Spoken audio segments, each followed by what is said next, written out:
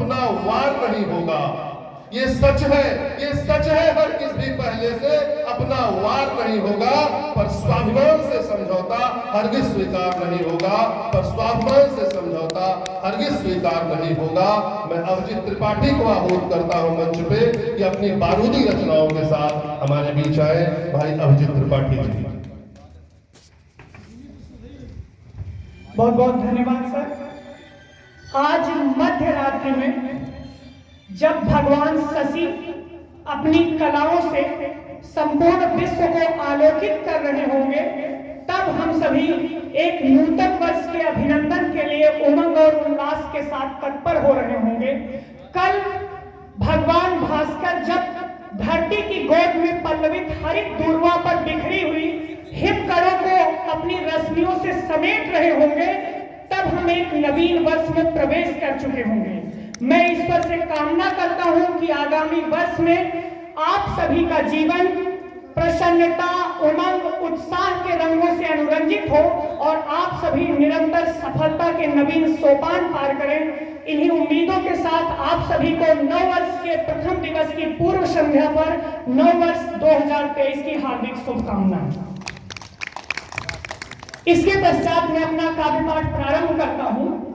मैं राष्ट्र धर्म की बात करता हूं और वास्तव में युवा चेतना मंच की तरफ से कार्यक्रम है और ये बेहद खास बात है कि बहुत ही बेहतरीन 25 वर्ष पूरे हुए और युवाओं को जागृत करने की बात है। तो मैं सर्वप्रथम 4 पंक्तियां अपनी एक युवा के लिए देता हूं कि भारत के युवा क्या थे, क्या हैं और कैसे रहते हैं।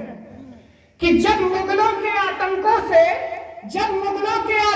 से पूरा भारत आतंकित था, जब मुगलों के आतंकों से पूरा भारत आतंकित था और वीर मराठों का पौरुष भी हुआ कलंकित था, तब सत्य सनातन का दीपक पुनः जलाया था। पूरे भारत में हमने भगवा ध्वज लहराया था और हम ही पेशवा बाजी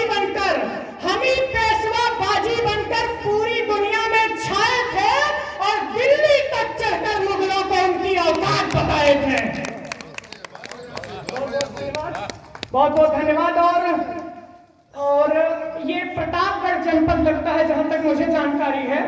तो मेरी हार्दिक इच्छा है और मेरे आदरणीय सर की मेरी पसंदीदा कविता है। मैं उस महापुरुष के ऊपर कविता पढ़ना चाहता हूं जिसके प्रताप से संपूर्ण हिंदुस्तान और हिंदुत्व आलोकित होता रहता है। हिंदुआ सूरज, मेवाड़ कुलवंश सूर्य महाराणा प्रताप जी के ऊपर मैं एक कविता प्रस्तुत कर रहा हूं और आप सभी का आशीर्वाद चाहूंगा। कथानक है कि मान सिंह अकबर का संदेश लेकर राणा प्रताप के पास जाते हैं और अकबर की अधीनता स्वीकार करने के लिए कहते हैं। राणा प्रताप जवाब दे रहे हैं। कह दिया प्रताप ने झुकना अब तक हमें नहीं आया। अकबर का संदेश हमें ये मान सिंह बिल्कुल ना भाया। हम क्षत्रिय गर्दन कट जाए पर गर्दन नहीं झुकाते हैं। शत्रु के आगे जो झुक जाए सब कायर उन्हें बुलाते हैं। हम झुके अगर तो संग्राम सिंह तक स्वर्ग में भी शर्मिंदा होंगे। अब मेवाड़ के घर घर में फिर बप्पा रावल जिंदा होंगे। और कहना अकबर से स्वागत में राणा प्रताप तैयार खड़ा है। बच्चा राजपूत का आन बान हित सदा लड़ा है। और अकबर ने भारत जीता है कुटिल नीति की चालों से। उसके प्रश्नों का उत्तर हम देंगे रण में भालों से। और हल्दी घाटी के भीषण रण में राणा निर्द्वंद घूमते थे। जिधर भी चेतक मर जाता लाशों के ढेर झूमते थे। मान सिंह बस एक बार में होश गंवाकर भागा। अंत युद्ध का निकट आ गया तब कंगरा से जागा और सेना को ललकार लगाता बहलोल खान तब आया। उसने राणा पर वार किया और पूरा जोर लगाया। एक बार में दो कर दिया उसे जब राणा को रोष हुआ। हल्दी घाटी में जोरों से जगदम्बा उद्घोष हुआ। और हमको इतिहास पढ़ाया जाता है, हम लोग पढ़ते रहते हैं अकबर द ग्रेट। और राणा प्रताप तो इतिहास में कहीं गायब रहते हैं। मैं स्वयं इतिहास का विद्यार्थी हूं, तो मैं पंक्तियां निवेदित करता हूं कि इतिहासों की तुच्छ किताबें अकबर को श्रेष्ठ बताती हो, इतिहासों की तुच्छ किताबें अकबर को श्रेष्ठ बताती हो, गौरव गाथा छोड़ सिंह की सब गीदड़ के गुण गाती हो, पर राणा जैसी सब कहते और किसी में बात नहीं, उस क्षत्रिय को झुका सके मुगलों की औकात नहीं। और मुंड काटते रहे शत्रु का पल भर राणा रुके नहीं, जगदम्बा के सिवा किसी के आगे राणा झुके नहीं। और इस कविता की अंतिम पंक्तियां निवेदित करता हूं। पृथ्वी भर का था अकबर, हल्दी घाटी का युद्ध पहला और अंतिम युद्ध नहीं था। उसके बाद लगातार 20 वर्षों तक दिल्ली से मुहिम जाती रही राजपूताने पर, लेकिन हल्दी घाटी की कथा सुनने के बाद कभी अकबर की हिम्मत नहीं हुई कि एक मुहिम का नेतृत्व करता हुआ खुद राजपूताने चला जाए।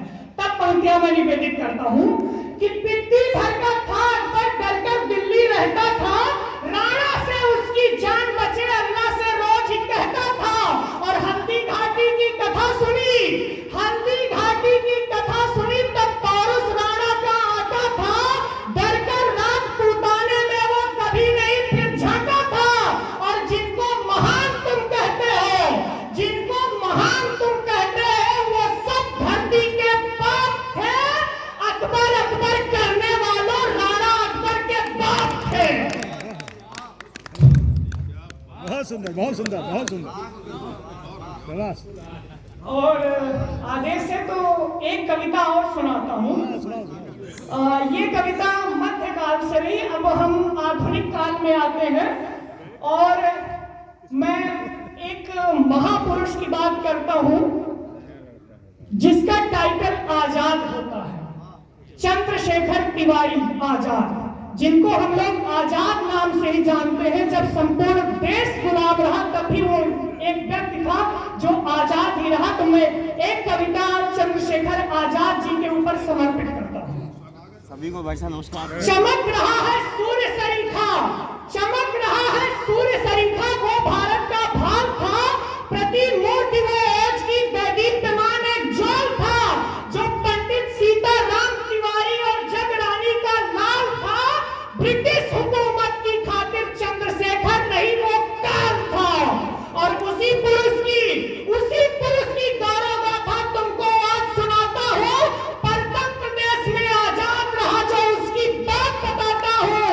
वो 14 वर्ष की, हम सब ने एक कहानी पढ़ी होगी कि मात्र 14 ईयर के प्रताप तिरंगा लेकर जाते हैं और उनको पुलिस पकड़ कर ले जाती है, तो जज सजा देता है कुछ कोड़ों की।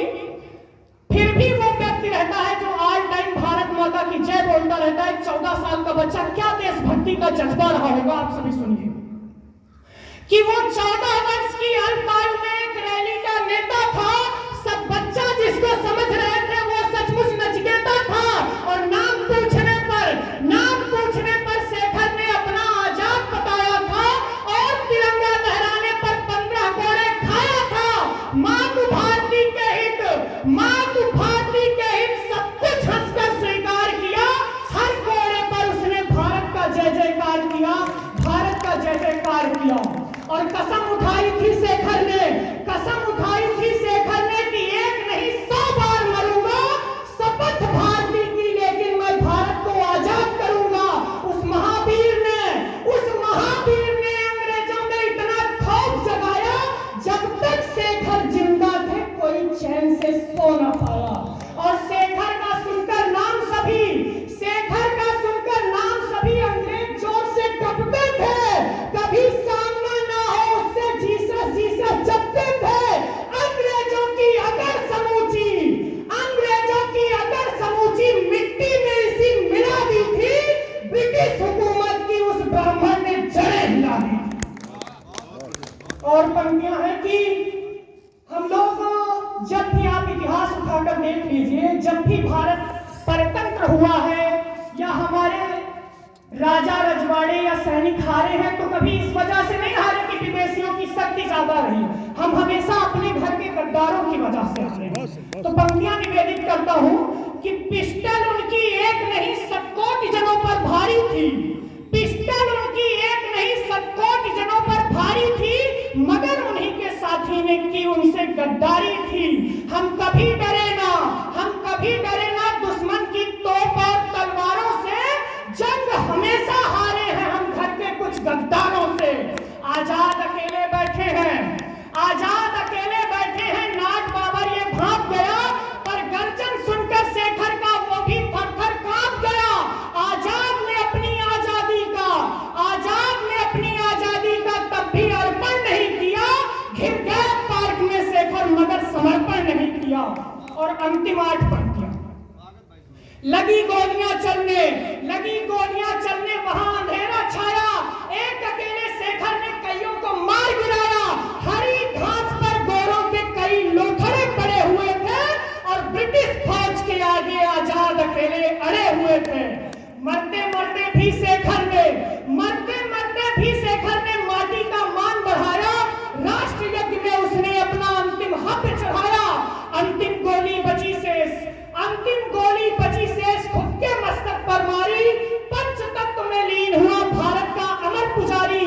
गर्व है जिन पर भारत मां को, गर्व है जिन पर भारत मां को यशगान कर रही पिंड धरा, हर सीने में जिस बलिदानी ने देशभक्ति का भाव भरा।